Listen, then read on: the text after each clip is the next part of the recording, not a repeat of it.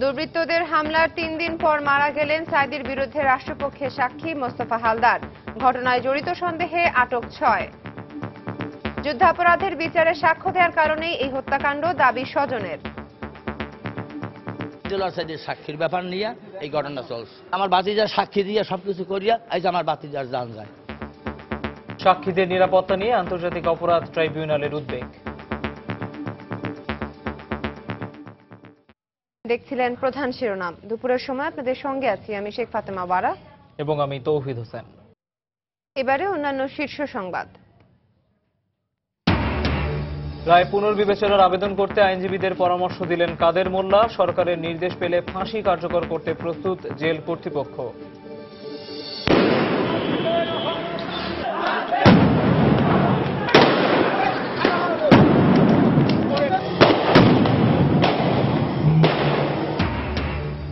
টানা অবরোধের মধ্যেই সারা দেশে চলছে জামাতের দ্বিতীয় দিনের সকাল সন্ধ্যা হরতাল।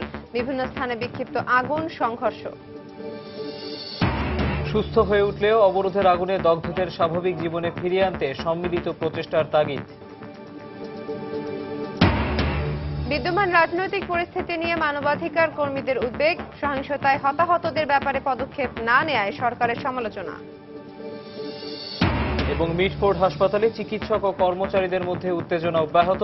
ইন্টার্নাল সেবাদান বন্ধ করে দেয়ায় রোগীদের দুর্ভোগ।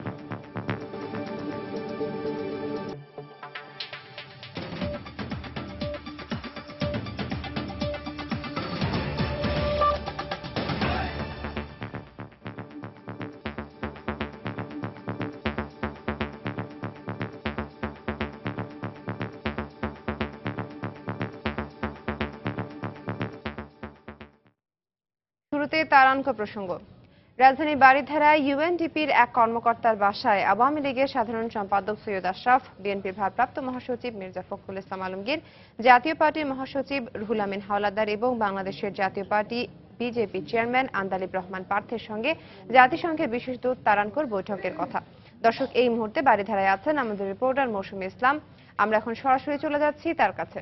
মৌসুমী, এই বৈঠকের ব্যাপারে আপনার কাছে কি তথ্য আছে? ওয়ারা বাড়িধারা ৭ নম্বর রোডের এই বাড়িটিতে আমরা যতটুকু জানতে পেরেছি যে জাতিসংঘের এখানে ইউএনের সেক্রেটারি ইনচার্জ, এখানে সিকিউরিটি ইনচার্জের বাসা, এখানে উনি থাকেন। এই বাসাটিতে এই মুহূর্তে তারাঙ্ক অবস্থান করছেন এবং আমরা অসমর্থিত সূত্রে যেমনটি জানতে পেরেছি যে এই মুহূর্তে এই বাড়িটিতে বিএনপির মহাসচিব মির্জা ফখরুল ইসলাম আলমগীর এবং আওয়ামী লীগের সাধারণ সম্পাদক সৈয়দ আশরাফুল ইসলাম এই মুহূর্তে বাড়িটিতে অবস্থান করছেন। এবং আমরা যতটুকু জানতে পেরেছি যে জাতীয় পার্টির মহাসচিব এখানে আসতে পারেন, তবে এই ব্যাপারটি আমরা এখনো নিশ্চিত হতে পারিনি যে রুহুল আমিন হাওলাদার এখানে আসবেন কিনা। তবে আমরা অসমর্থিত সূত্রে যতটুকু জানতে পেরেছি যে এখানে মির্জা ফখরুল ইসলাম আলমগীর এবং সৈয়দ আশরাফুল ইসলাম এই মুহূর্তে অবস্থান করছেন এবং তারা বৈঠক করছেন। এবং আপনি জানেন যে জাতিসংঘের রাজনীতি বিষয়ক সহকারী মহাসচিব অস্কার ফার্নান্দেজ তারাঙ্কু ৬ তারিখ বাংলাদেশে এসেছেন। বাংলাদেশের রাজনৈতিক পরিস্থিতি এবং নির্বাচন নিয়ে উনি বিভিন্ন রাজনৈতিক দলের সাথে কথা বলছেন এবং এটি কিন্তু কোনো নির্ধারিত বৈঠক ছিল না। সৈয়দ আশরাফ এবং ফখরুলের সাথে যে বৈঠকটি এখন হচ্ছে সেটি কোনো নির্ধারিত বৈঠক ছিল না। অনির্ধারিতভাবেই তারানকু সৈয়দ আশরাফ এবং মির্জা ফখরুলের সাথে এই বৈঠকটি করছেন এবং আমরা যতদূর জানতে পেরেছি যে নির্বাচন পরিস্থিতি এবং রাজনৈতিক পরিস্থিতি নিয়ে তিনি সর্বশেষ আওয়ামী লীগ এবং বিএনপির দুজনের সাথে, শীর্ষস্থানীয় দুই নেতার সাথে কথা বলছেন। যেহেতু আপনি জানেন যে বিকেল ২:৩০ নাগাদ তারানকো হোটেল সোনারগাঁ হোটেলে তার আনুষ্ঠানিক একটি ব্রিফিং আছে এবং আজকেই উনি চলে যাবেন। সেই ক্ষেত্রে শেষবারের মতো উনি আওয়ামী লীগ এবং বিএনপি শীর্ষস্থানীয় দুই নেতার সাথে বৈঠক করছেন এবং এটি কিন্তু কোনো নির্ধারিত বৈঠক ছিল না। এবং আমরা যতটুকু জানতে পেরেছি যে এই মুহূর্তে তারা এই বাড়িটিতে বৈঠক করছেন এবং এটি হচ্ছে ইউএন সিকিউরিটি ইনচার্জের বাসা এবং উনি এই বাসাটিতে ভাড়া থাকেন এবং আমরা যতদূর জানতে পেরেছি যে এই মুহূর্তে বৈঠকটি এখানে চলছে। মৌসুমী, আপনাকে ধন্যবাদ। দর্শক, বারিধারায় তারানকোর বৈঠক সম্পর্কে যতটুকু জানতে পেরেছেন সেটাই জানাচ্ছিলেন আমাদের রিপোর্টার মৌসুমী ইসলাম। এবার অন্যান্য প্রসঙ্গ। মানবতা বিরোধী অপরাধের দায়ে মৃত্যুদণ্ডপ্রাপ্ত জামাত নেতা দেলাওয়ার হোসাইন সাঈদীর বিরুদ্ধে রাষ্ট্রপক্ষের সাক্ষী গোলাম মোস্তফা দুর্বৃত্তদের হামলায় মারা গেছেন। ভোরে ঢাকা মেডিকেল কলেজ হাসপাতালে চিকিৎসাধীন অবস্থায় তিনি মারা যান। পরিবারের অভিযোগ, সাঈদীর বিরুদ্ধে সাক্ষ্য দেওয়ার কারণেই তার উপর হামলা হয়েছে। এদিকে রাষ্ট্রপক্ষের সাক্ষীদের নিরাপত্তার বিষয়ে উদ্বেগ প্রকাশ করেছেন আন্তর্জাতিক অপরাধ ট্রাইব্যুনাল। অন্যদিকে যুদ্ধাপরাধের বিচার এগিয়ে নিতে হলে সাক্ষীসহ এর সঙ্গে সংশ্লিষ্টদের নিরাপত্তা আরও জোরদার করার আহ্বান জানিয়েছেন মুক্তিযুদ্ধের পক্ষগুলো। খান মোহাম্মদ রুমেলের রিপোর্ট। দেশের টানে ৭১-এ মহান মুক্তিযুদ্ধে গিয়েছিলেন গোলাম মোস্তফা হাওলাদার। স্বাধীনতার প্রায় ৪ দশক পর যখন শুরু হয় মানবতাবিরোধী অপরাধের বিচার, তখনও এগিয়ে আসেন তিনি। আন্তর্জাতিক অপরাধ ট্রাইব্যুনালে সাইদির বিরুদ্ধে দায়ের করা মানবতাবিরোধী অপরাধ মামলায় সাক্ষ্য দেন মোস্তফা। তার পরিবারের অভিযোগ, ৭ই ডিসেম্বর রাতে কয়েকজন সন্ত্রাসী বাড়িতে ঢুকে এলোপাতাড়ি কুপিয়ে আহত করে মোস্তফাকে। প্রথমে তাকে নেওয়া হয় খুলনা মেডিকেল কলেজ হাসপাতালে, পরে ঢাকা মেডিকেল কলেজ হাসপাতালে নেওয়া হলে চিকিৎসাধীন অবস্থায় মারা যান তিনি। সাইদির বিরুদ্ধে সাক্ষ্য দেওয়ার কারণে তার উপর হামলা হয়েছে বলে জানান স্বজনরা। আজ আমার বাতিজার সাক্ষী দিয়ে সবকিছু করিয়া আজ আমার বাতিজার জান যায়, তাহলে আমরা বাড়ি থাকলে তো আমাকে তো যাইব। আমাদের নিরাপত্তা আছে কি? আমার বাবারই নিরাপত্তা ছিল না। শেখ হাসিনার জন্য মারা গেছে। শেখ হাসিনা যেটা ভালো মনে করে, প্রধানমন্ত্রী যেটা ভালো মনে করে এটাই করবো। আমরা কি করবো? এদিকে মানবতাবিরোধী অপরাধ ট্রাইব্যুনালের প্রসিকিউটর বলছেন, ৭১-এর পরাজিত শক্তিরা এখনও তৎপর রয়েছে তারই প্রমাণ মোস্তফার উপর হামলা। আর মুক্তিযুদ্ধের সপক্ষ শক্তি বলছে, সাক্ষী সুরক্ষা আইন আরও কঠোর করা না হলে এ ধরনের ঘটনা আগামী দিনেও ঘটতে পারে। ট্রাইব্যুনালে সাক্ষী সুরক্ষার দায়িত্ব সরকারকে দেওয়া হয়েছে এবং সরকারের পক্ষ থেকে সাক্ষী সুরক্ষার জন্য উদ্যোগ গ্রহণ করা হয়েছে। আমরা মনে করছি যে সেইটি বোধহয় ওই উদ্যোগটি আরও বেশি বেগবান করা দরকার, আরও বেশি তীব্র করা দরকার। তারা কি ধরনের সাক্ষী সুরক্ষা আইন করেছেন আমরা জানি না, বা আদৌ করেছেন কিনা সেটা আমাদের জানা নেই। সাক্ষী সুরক্ষা আইন যেহেতু সুরক্ষা হয়নি, এই ধরনের ঘটনা ভবিষ্যতে আরও ঘটবে। বিচারকদের ক্ষেত্রে ঘটবে, প্রসিকিউটরের ক্ষেত্রে ঘটবে, সাক্ষীদের ক্ষেত্রে ঘটবে। স্বাধীনতা বিরোধীর অপতৎপরতা রোধে আইনিভাবে তাদের মোকাবেলার পাশাপাশি জনমত গড়ে তুলতে উদ্যোগ নেওয়া উচিত বলে মনে করেন তিনি। খান মোহাম্মদ রুমেল, সময় সংবাদ, ঢাকা।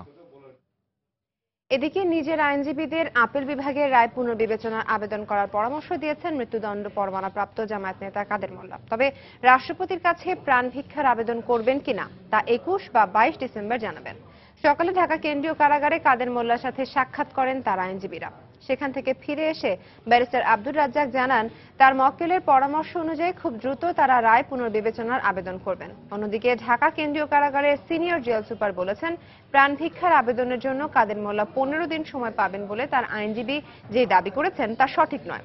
এক্ষেত্রে সরকারি আদেশ বাস্তবায়ন করতে কারা কর্তৃপক্ষ প্রস্তুত বলেও জানান তিনি।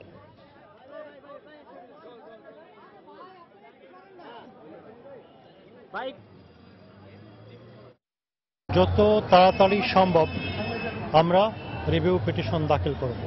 15 দিন সময় ওনার আছে। সেই 15 দিন সময় শুরু হবে গত রবিবার অর্থাৎ 8 তারিখ থেকে। 8 তারিখ থেকে 23 তারিখের মধ্যে উনি মার্সি পিটিশন দাখিল করতে পারেন। উনি 21 অথবা 22 তারিখে আবারও আমাদের সাথে কথা বলে তার ফাইনাল সিদ্ধান্ত আমাদেরকে জানাবেন যে তিনি রাষ্ট্রপতির কাছে ক্ষমা প্রার্থনা করবেন কি করবেন। জেল কোডের কথা যেটা বলা হয়েছে, এখনো 7 দিনই আছে। এইটি সংশোধিত জেল কোডের কথা বলা হচ্ছে। সংশোধিত জেল কোডে এই ধারাটি অনুমোদিত হয়নি। সরকারি আদেশ যে আদেশ দিবে সেই আদেশ প্রতিপালনের জন্য আমরা প্রস্তুত। এবার অবরোধ ও হরতালের খবর। সারা দেশে 18 দলীয় জোটে টানা অবরোধের চতুর্থ দিন ও মানবতা বিরোধী অপরাধে জামাত নেতা কাদের মোল্লার মৃত্যু পরোয়ানা জারির প্রতিবাদে জামায়াতে ইসলামের ডাকা সকাল সন্ধ্যা হরতালের দ্বিতীয় দিন চলছে। হরতালের সমর্থনে সকালে রাজধানীর বিভিন্ন স্থানে মিছিল বের করে জামাত ও শিবির নেতাকর্মীরা। এসব কর্মসূচি থেকে বেশ কিছু ককটেলের বিস্ফোরণ ঘটানো হয়। মিছিল থেকে সিএনজি ভাঙচুর করেন কর্মীরা। রাজধানীর মতিঝিল, রমনা, খিলগাঁয়ে হরতাল এবং অবরোধের সমর্থনে মিছিলও বের করা হয়। 18 দল তৃতীয় দফায় টানা 72 ঘন্টা অবরোধ ঘোষণা করলেও পরে তা বাড়িয়ে আরও 72 ঘন্টা যোগ করা হয়। সকাল থেকে রাজধানীতে অল্প সংখ্যক গাড়ি চলতে দেখা গেলেও বেলা বাড়ার সাথে সাথে যানবাহনের সংখ্যা বাড়তে থাকে। এছাড়া নগরীর গুরুত্বপূর্ণ বিভিন্ন মোড়ে দেখা গেছে র্যাব পুলিশের সতর্ক অবস্থান। এদিকে টানা হরতাল ও অবরোধের কারণে ট্রেনের শিডিউলে বিপর্যয় দেখা দিয়েছে। কোনো ট্রেনই সময় মতো গন্তব্যের উদ্দেশ্যে ছেড়ে যাচ্ছে না। সদরঘাট লঞ্চ টার্মিনালে লঞ্চ চলাচল মোটামুটি স্বাভাবিক রয়েছে, তবে যাত্রী সংখ্যা অন্য দিনের তুলনায় কিছুটা কম। অন্যদিকে রাজধানীর নয়াপল্টনে বিএনপির কেন্দ্রীয় কার্যালয়ের সামনে মোতায়েন করা হয়েছে আইনশৃঙ্খলা বাহিনীর বিপুল সংখ্যক সদস্য।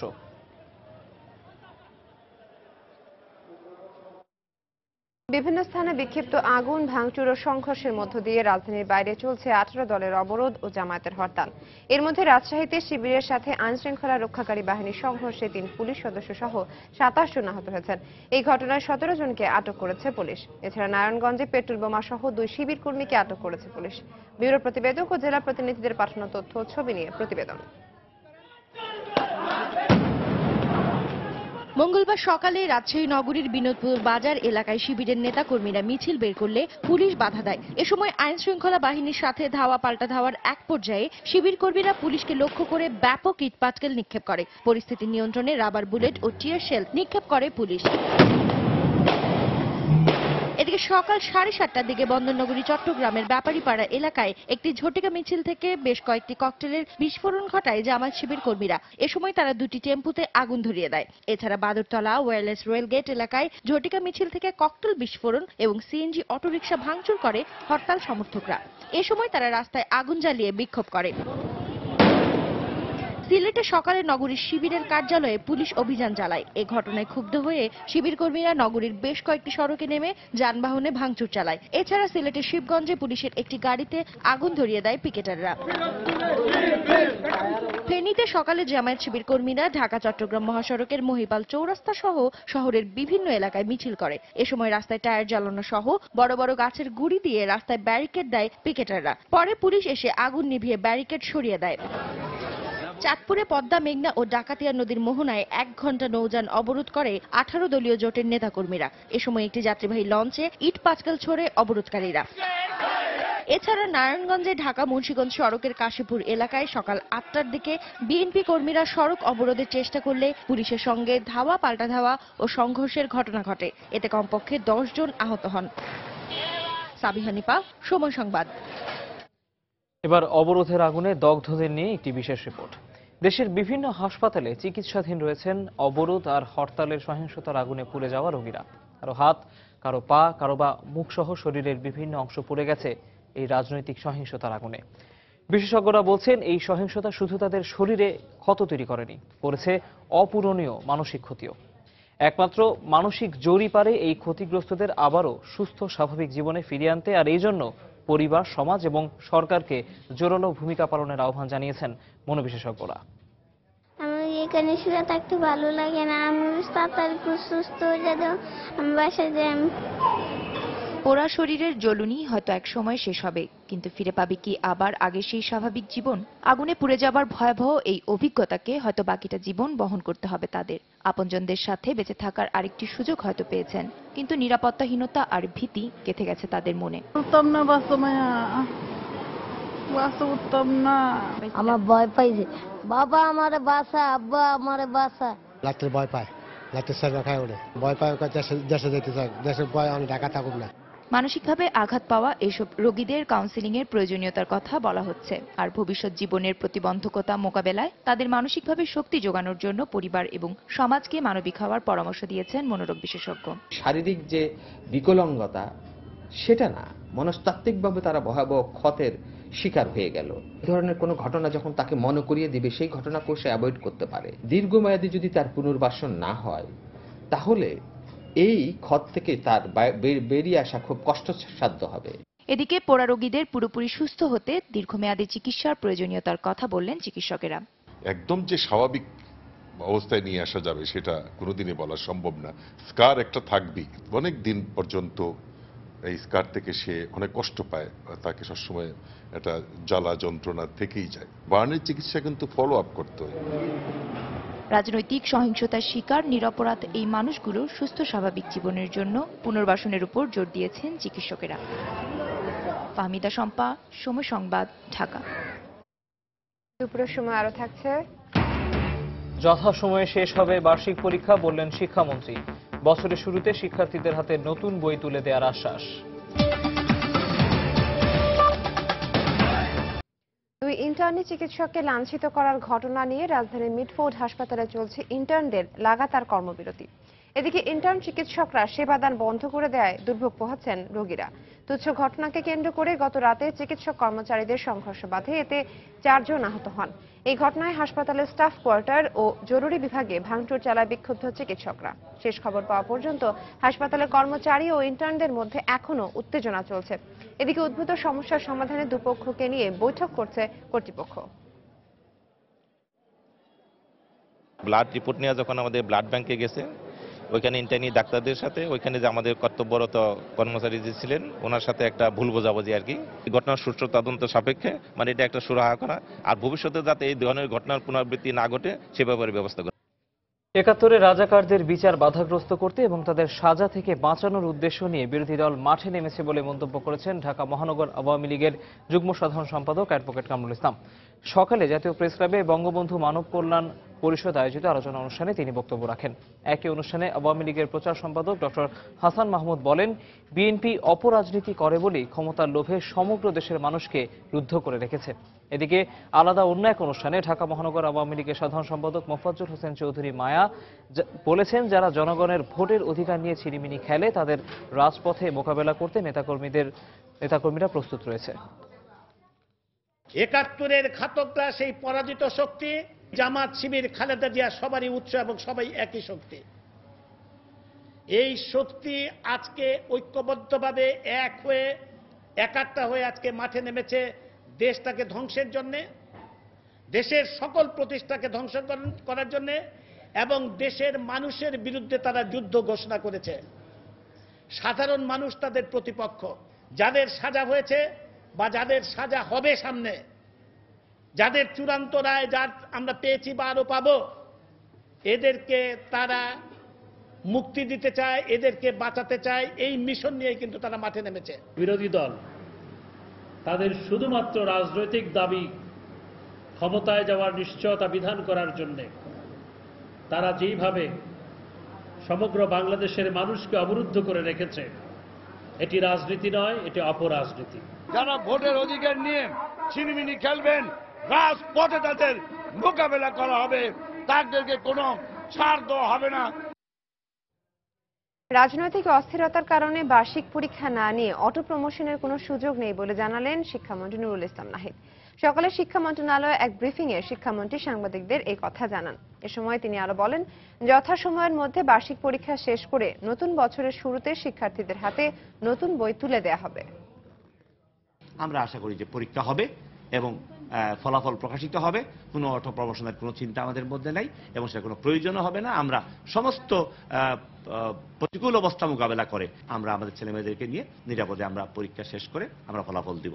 সব শিক্ষা প্রতিষ্ঠানে 1 জানুয়ারির আগে বই পৌঁছে দিছি। এইবারও ইনশাল্লাহ আপনারা আমাদের উপর আস্থা রাখতে পারেন।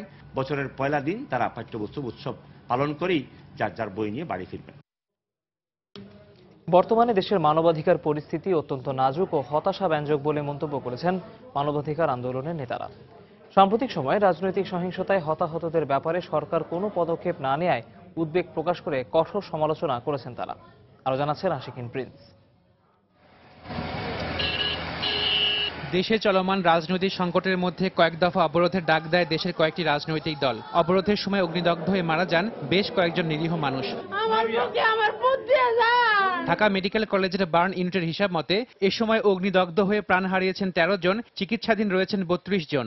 বর্তমানে এদেশের নাগরিকদের মানবাধিকার পরিস্থিতি অত্যন্ত উদ্বেগজনক বলে মনে করে জাতীয় মানবাধিকার কমিশন ও মানবাধিকার কর্মীরা। কাদের কারণে এই বিষয়টা ঘটছে সেটাও কিন্তু সেরকম ভাবে আমরা দেখতে পাচ্ছি না যে উদ্ঘাটন করার চেষ্টা।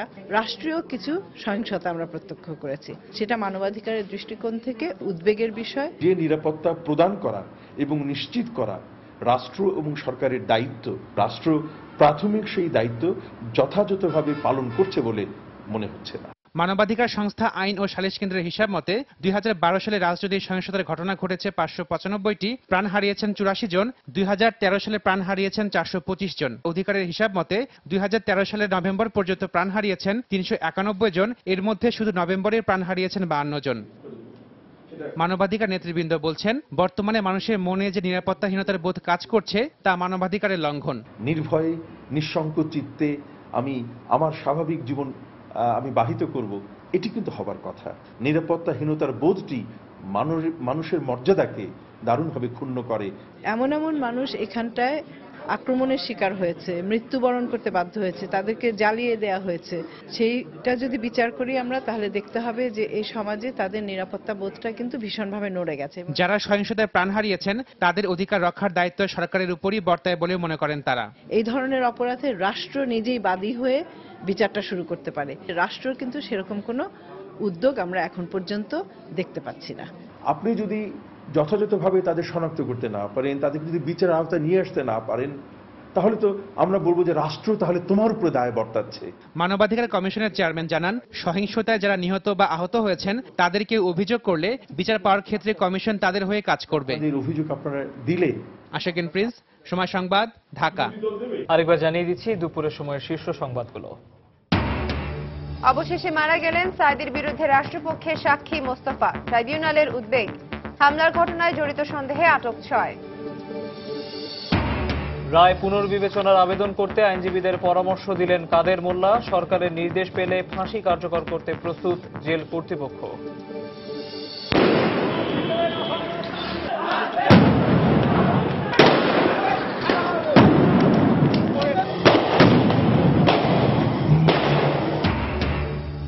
টানা অবরোধের মধ্যে সারা দেশে চলছে জামায়াতের দ্বিতীয় দিনের সকাল সন্ধ্যা হরতাল। বিভিন্ন স্থানে বিক্ষিপ্ত আগুন, সংঘর্ষ। এবং মিটফোর্ড হাসপাতালে চিকিৎসক ও কর্মচারীদের মধ্যে উত্তেজনা অব্যাহত। ইন্টার্নাল সেবাদান বন্ধ করে দেয় রোগীদের দুর্ভোগ।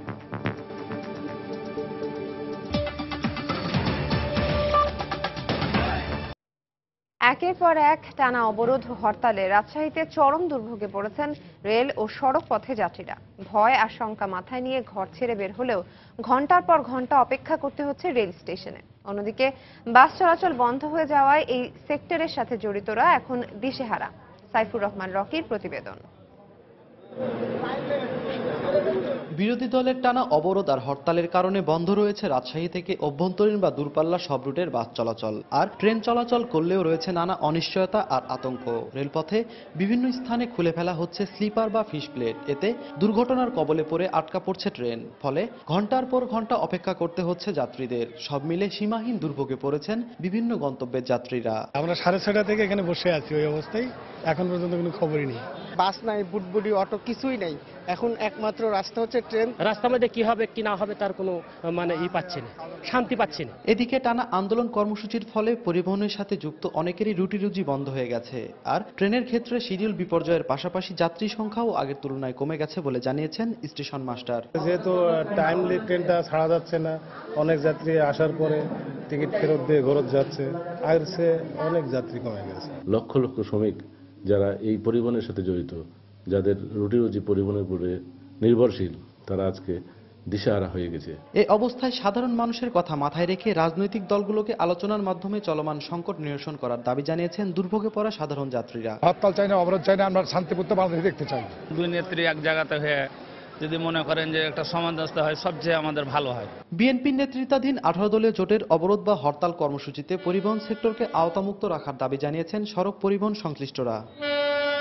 সাইফুর রহমান রকি, সময় সংবাদ, রাজশাহী। চট্টগ্রাম বন্দরে একটি তেলবাহী জাহাজে আগুনের ঘটনায় 5 জন দগ্ধ হয়েছেন। সকালে কর্ণফুলী নদীর যমুনা অয়েলের জেটিতে এই অগ্নিকাণ্ড ঘটে। পুলিশ ও প্রত্যক্ষদর্শীরা জানায় প্রায় 6 লাখ টন জ্বালানি তেল নিয়ে অয়েল ট্যাঙ্কার ফিশার 1 নামের জাহাজটি যমুনা অয়েলের জেটিতে অবস্থান করছিল।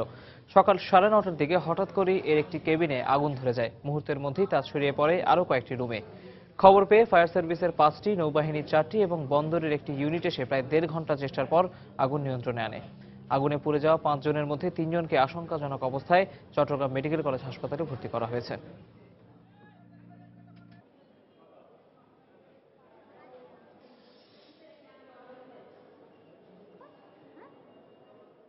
মূল ট্যাঙ্কারে আগুন লাগতে পারেনি। এর আগে ফায়ার সার্ভিসের 5টি টিম সহ বন্দর ফায়ার সার্ভিস এবং আমাদের যে ফায়ার সার্ভিস সিভিল ডিফেন্সের 5টি টিম এসে আগুন নিয়ন্ত্রণে আনে। এতে এখন পর্যন্ত প্রায় 5 জনের হতাহতের আহত অবস্থা আমরা হাসপাতালে ভর্তি করেছি। রোগী দুইটার অবস্থা খুব সিরিয়াস, একটা 100% বার্ন আর একটা 76% বার্ন, আর আরেকটা রোগী আসছে ওইটা অ্যাবাউট তাও 46% বার্ন। সবগুলো সিরিয়াস ইলনেস। মেঘনার জাহাজমালায় আটকা পড়া লঞ্চ এমভি তাকওয়ার যাত্রীদের উদ্ধার করে চাঁদপুরে নিয়ে আসা হয়েছে। ভোরের দিকে লঞ্চটি আটকা পড়ে। উদ্ধার হওয়া যাত্রীরা জানান, ঘন কুয়াশার কারণে দিক ভ্রান্ত হয়ে চালক লঞ্চটি চরে উঠিয়ে দেয়। বিক্ষুব্ধ যাত্রীরা এ সময় চালককে মারধর এবং লঞ্চেও ভাঙচুর চালায়। খবর পেয়ে কর্তৃপক্ষ পরে অন্য একটি জাহাজ পাঠিয়ে যাত্রীদের উদ্ধার করে।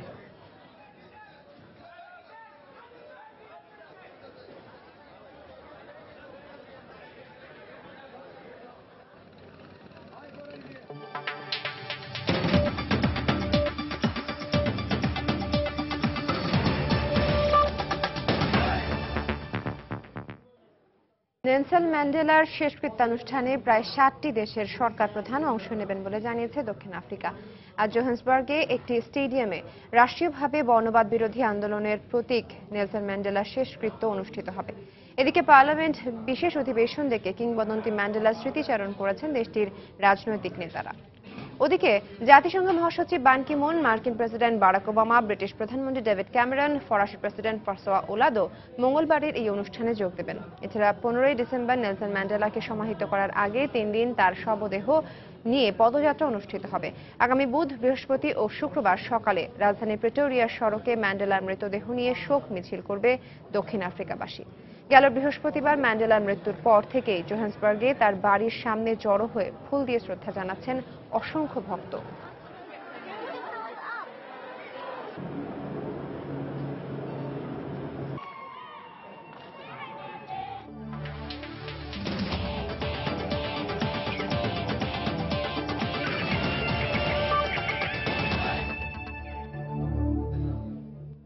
শেষ পর্যন্ত নিরাপত্তার কারণ দেখিয়ে সিরিজের মাঝপথেই বাংলাদেশ ছাড়ল ওয়েস্ট ইন্ডিজ অনূর্ধ্ব-19 ক্রিকেট দল। আজ সকাল 7:15টার দিকে র্যাব, পুলিশ, বিজিবির কড়া পাহারায় পুরো দলটি হোটেল আগ্রাবাদ ছেড়ে শাহ আমানত বিমানবন্দরে পৌঁছায়। সেখান থেকে ঢাকার শাহজালাল বিমানবন্দর হয়ে বেলা 1:15টায় ঢাকা ছেড়ে যায় ক্যারিবীয় যুবরা। 8:30টার দিকে তাদের বহনকারী ফ্লাইটটি ঢাকার উদ্দেশ্যে রওনা হয়। এর আগে শনিবার চট্টগ্রামের হোটেল আগ্রাবাদের সামনে ককটেল বিস্ফোরণের ঘটনায় নিরাপত্তার অজুহাত দেখিয়ে সিরিজের বাকি খেলাগুলো খেলতে অস্বীকৃতি জানায় খেলোয়াড়রা। এই ঘটনায় সোমবার রাতে West Indies cricket board series বাতিল করে দলের খেলোয়াড়দের দেশে ফেরার নির্দেশ দেয়। চট্টগ্রামে প্রথম ওয়ানডে বাংলাদেশ অনূর্ধ্ব-19 দল জিতেছিল 104 রানে।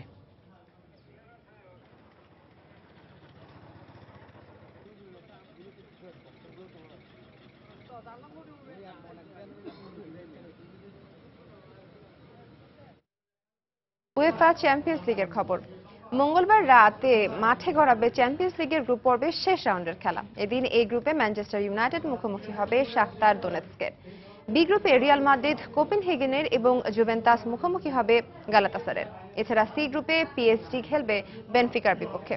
আর ডি গ্রুপে বর্তমান চ্যাম্পিয়ন বায়ার্ন মিউনিখ মুখোমুখি হবে ম্যানচেস্টার সিটি। সবগুলো ম্যাচ শুরু হবে বাংলাদেশ সময় রাত 1:45টায়। ঘরোয়া লিগে নিজেদের মাঠে গেল 2 ম্যাচ হার, তাই এবারে চ্যাম্পিয়ন্স লিগে এখনো হারের স্বাদ না পাওয়া শাখতার দোনেৎস্কের বিপক্ষে নিজেদের খুঁজে পাওয়ার মিশনে নামবে গ্রুপের শীর্ষ দল ম্যানচেস্টার ইউনাইটেড। অন্যদিকে ইউক্রেনের ক্লাব শাখতার দোনেৎস্কের সামনে রেড ডেভিলদের হারিয়ে গ্রুপ চ্যাম্পিয়ন হবার হাতছানি। এদিকে ডি গ্রুপে অ্যালিয়েঞ্জ অ্যারেনায় বায়ার্ন মিউনিখ মুখোমুখি হবে ম্যানচেস্টার সিটি। এরই মধ্যে দু দলেরই নকআউট পর্ব নিশ্চিত হয়ে যাওয়ায় এই ম্যাচ হয়ে গেছে ইংলিশ ও জার্মানদের জন্য শুধুই মর্যাদার লড়াই।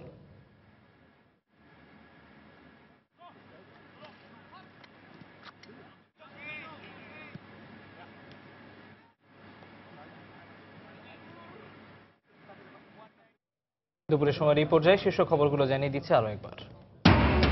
অবশেষে মারা গেলেন সাইদির বিরুদ্ধে রাষ্ট্রপক্ষের সাক্ষী মোস্তফা। ট্রাইব্যুনালের উদ্বেগ, হামলার ঘটনায় জড়িত সন্দেহে আটক 6। রায় পুনর্বিবেচনার আবেদন করতে আইনজীবীদের পরামর্শ দিলেন কাদের মোল্লা। সরকারের নির্দেশ পেলে ফাঁসি কার্যকর করতে প্রস্তুত জেল কর্তৃপক্ষ।